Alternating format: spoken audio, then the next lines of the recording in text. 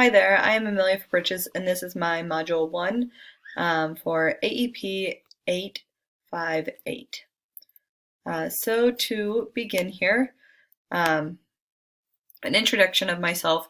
I just completed my third year teaching here at Heston High School in Heston, Kansas. I've been here for my 3 years as a teacher. At Heston High School, we have about 270 students. I teach social studies. We're located in central Kansas, just north of Wichita. I am also the assistant men's and women's tennis coach, and I also am the student council sponsor. And I also facilitate blended courses, both psychology and sociology, through Hutch Community College. I graduated from Bethany College in 2016, and my hometown is Waukene, out in northwest Kansas. And I grew up on a family farm out there, and I always love going back. This time of year, super exciting. A lot going on with harvest and whatnot. I have a lot of hobbies. I love to play the guitar. I love to run. Love to listen to podcasts, and I love to babysit my twin niece and nephew. So critical reflection.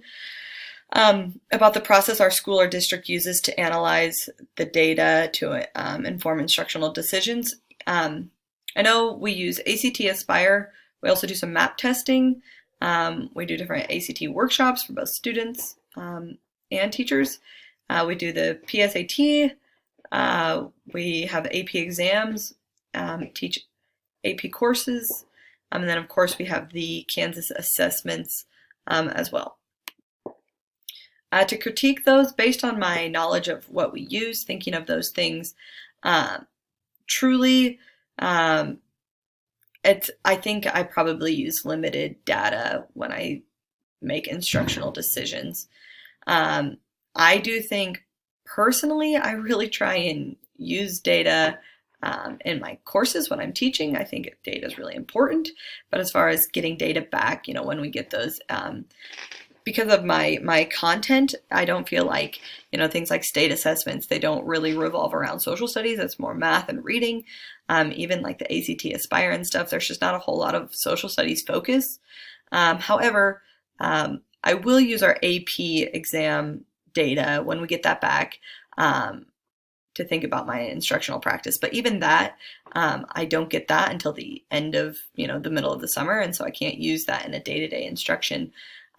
But my curriculum for AP classes, I use that based on, of course, what they give me in daily instruction, but not necessarily the data I've gotten back is used daily. So a proposal plan that I have is I really think that the ACT Aspire is really good.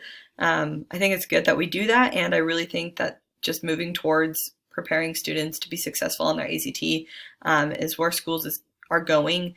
And so I think we should really use that. I think we should evaluate that data as a staff, look at that together and understand our highs and lows and where we can improve and all of those things. And I think we should also recognize and notice our strengths. I think that's always really good to do. And then create some goals for growth. How can I in social studies help better the reading scores? And then we should measure those growths and see with the ACT Aspire, then how are our students doing better? How are we growing? How are things changing? And then I also think that we should really use those AP courses, those results. I think we should use those, and people should be more aware of those as a planned proposal there. So looking forward to this class. Thank you all for watching.